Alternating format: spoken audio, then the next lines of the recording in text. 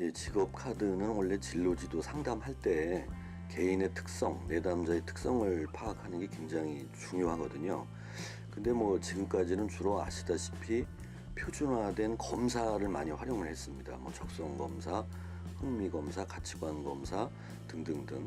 근데 이제 그런 것들은 학생들이 할 때 좀 지루함을 느끼고 너무 많이 해봤기 때문에 좀 무료함도 느끼고, 그래서 어떻게 하면 이런 걸 좀 재미있게 알아볼 수 있을까 고민하다가 이제 이 직업 카드를 만들면 직업 카드를 분류하는 걸 보면서 그 학생이 좋아하는 직업의 특징, 싫어하는 직업의 특징, 또 그 학생의 흥미, 가치관 이런 것들을 전반적으로 파악할 수 있거든요. 그러니까 기존의 표준화된 검사를 약간은 좀 보완 내지 대체할 수 있고, 무엇보다도 학생들이 재미있는 상황에서 할 수 있기 때문에 일선에서 좀 활용도가 높지 않을까, 이런 취지에서 개발을 하게 되었습니다.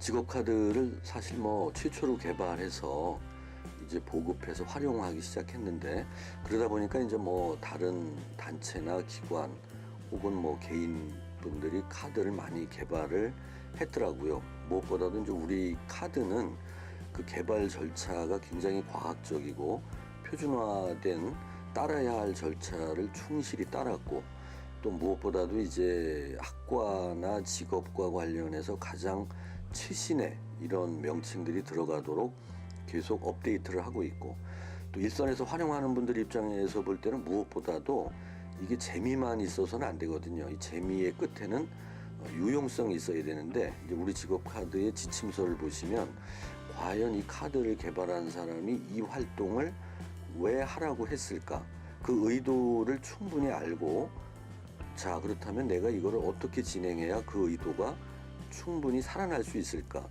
이런 의도와 의미가 잘 전달될 수 있도록 과학적인 개발과 체계적인 설명을 잘 전달되도록 노력한 점이 아마 무엇보다도 우리 카드가 가지고 있는 좀 차별화된 특징이 아닐까 생각을 합니다.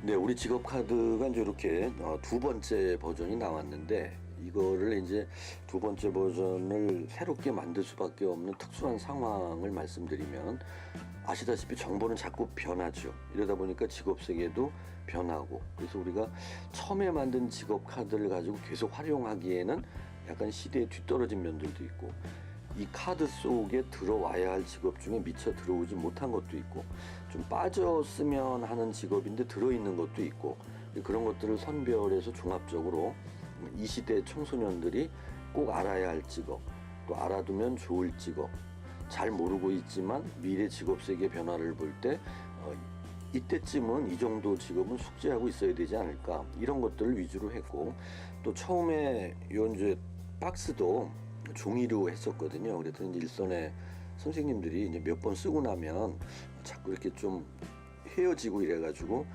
쓰기가 좀 불편하다, 이래서 요 통도 이렇게 철제로 했더니 일선의 평가는 굉장히 좋은 것 같아요. 결론적으로 이제 시대의 변화, 정보의 흐름의 최신 추세를 따라잡고 거기에 부응하는 직업들이 누락되지 않도록 최선을 다해서 엄정한 절차에 의해서 직업들을 선정했다는 것이 아마도 가장 큰 특징이 아닐까 생각을 합니다. 네, 우리가 진로지도 상담 과정에서 이 카드를 활용하면 장점이 참 여러 가지거든요. 첫 번째는 일단 학생이나 내담자, 참가자를 능동적으로 움직이도록 한다는 거죠. 자, 아는 직업은 오른쪽, 모르는 직업은 왼쪽에 놔보실래요?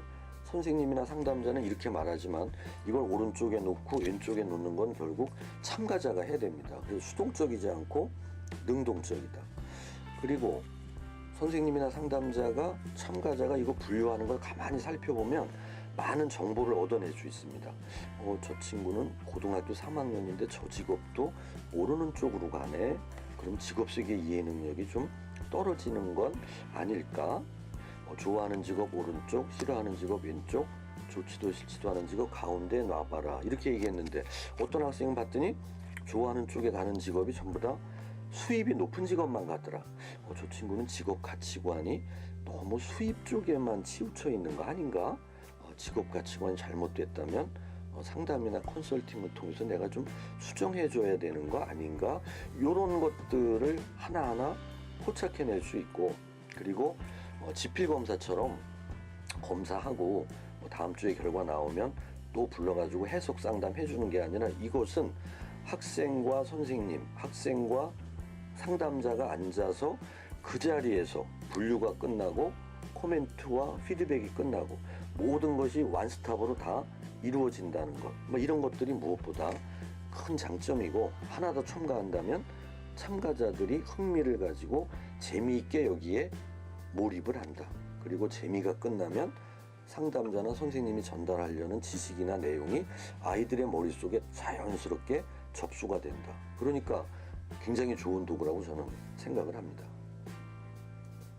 네, 카드 활용할 때 진행하는 사람하고 참가하는 사람이 숫자가 이제 한 명이면 1대1 개인 상담이 되겠죠. 1대1 개인 상담 장면에서는 학생이 하나밖에 없으니까 가급적이면 좀 부담을 최소화한 상태에서 누구를 의식하지 말고 자기가 주체가 되어 자기의 기준에 의해서 좋아하는 직업을 선택해 나갈 수 있도록 진행자께서 분위기를 잘 조성하는 게 필요합니다. 그리고 이제 소집단으로 운영할 때는 집단이기 때문에 이 집단의 역동을 잘 살리는 게 무엇보다 중요합니다. 이제는 나만이 있는 게 아니라 내 동료들도 있기 때문에 직업 선택할 때 좋아하는 직업 선택하고도 내 것만 적지 말고 오른쪽에 있는 친구가 좋아하는 직업은 뭔지 한번 보십시오. 이렇게 보라 그러는 이유는 이 친구는 또 나하고 다르네 이러면서 사람마다 좋아하는 직업 고르는 기준은 다 다른 거구나. 그럼 나도 누구 눈치 볼 거 없이 내가 주인이 되어 내 뜻대로 하면 되는 거네. 그리고 직업은 사회적 역할 분담이기 때문에 좋아하는 직업이 각기 다른 거가 어찌 보면 참 다행스러운 거네. 이런 생각을 갖도록 하는 게 중요하고, 집단이 학급 단위별로 좀 크다면 이제 선생님 한 분이 전체를 다 관리하기가 어려울 거예요. 이럴 때는 좀 그룹을 소집단으로 나누고 소집단별로 대표격이 될 학생들을 미리 좀 선정을 해가지고 사전에 좀 오리엔테이션을 시키면 선생님은 전체를 다 통과를 하고 소그룹별로 리더를 정해서 선생님한테 배운 걸 가지고 그 그룹을 이끌도록 하면 선생님이 좀 힘도 덜 들고 혼란을 줄이면서 이 카드 활용을 좀 더 매끄럽게 진행할 수 있을 것입니다. 하여튼 이 직업 카드를 개발하고 일선 현장에서는 굉장히 인기가 좋았어요. 제가 어디 가서 강의하고 이러면 수강자분들이 우리는 이론보다 손에 잡히는 기법이 필요하다. 이거 정말 손에 잡히잖아요. 바로 쓸 수 있는. 그렇지만 이제 저희들이 개발할 때 컨셉이 두 가지였습니다. 하나는 재미, 또 하나는 유용성. 근데 재미만 있고 유용성이 없으면 시간은 잘 갔고 아이들은 즐거워했는데 나중에 보면 남는 게 없습니다. 또 유용성만 강조하다 보면 학생들이 수업보다 더 어려워할 수도 있거든요. 따라서 활용자분들은 이 유용성과 재미를 어떻게 조화롭게 운영할까. 그래서 가급적 학생들이 참여할 때는 진로지도인지 게임인지 모를 정도로 재미있게 시간을 보냈는데 시간 보내고 났더니 내가 모르는 직업이 많다는 것도 알았고 직업에 대해서 앞으로 공부를 열심히 해야 된다 이런 결심도 하게 되고 나는 이런 특징 가진 직업들을 좋아하고 있었구나, 이런 특징 가진 직업들을 싫어하고 있었구나, 지금 보니까 나는 직업에 대한 가치관이 좀 잘못된 것 같다, 이거 변경해야 되지 않나. 그 지침서에 있는 분류 방법 하나하나에 다 이런 의도가 숨어 있거든요. 따라서 이것을 사용하는 분들은 그 의도를 처음에 잘 숙지하시고 어떻게 진행하면 그 의도가 최대한 살아날 수 있을까를 늘 고민하면서 활용을 하신다면 아마 그 효과는 배가 될 것이라고 확신할 수 있습니다.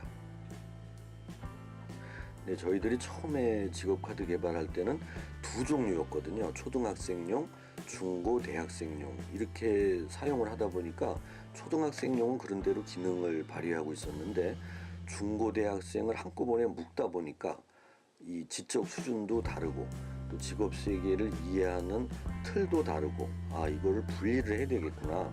초등학교 학생용은 좀 쉽고 내용도 복잡하지 않게 하고 그 다음에 중고등학생용들은 초등학생 거보다는 조금 내용이 자세히 들어가되 중학생, 고등학생의 인지 수준에 맞을 정도로 내용을 넣었고, 이제 대학생 같은 경우는 계열, 학과, 단과 대학 이런 것들이 분류가 되니까 계열별로 일단 나누고 또 대학생들의 인지 수준에 맞도록 그 카드 뒷면에 있는 설명을 조금 상승세화 시켰습니다. 결론적으로 말씀드리면 초, 중고, 대, 우리 카드에서는 이제 초등학생, 청소년, 대학생 및 성인 이렇게 나눴는데 그들의 인지 발달 수준, 또 진로 성숙의 정도 이런 것들이 반영되도록 하려다 보니까 이렇게 세 종류로 개발하는 게 타당하다고 판단을 하게 되었습니다.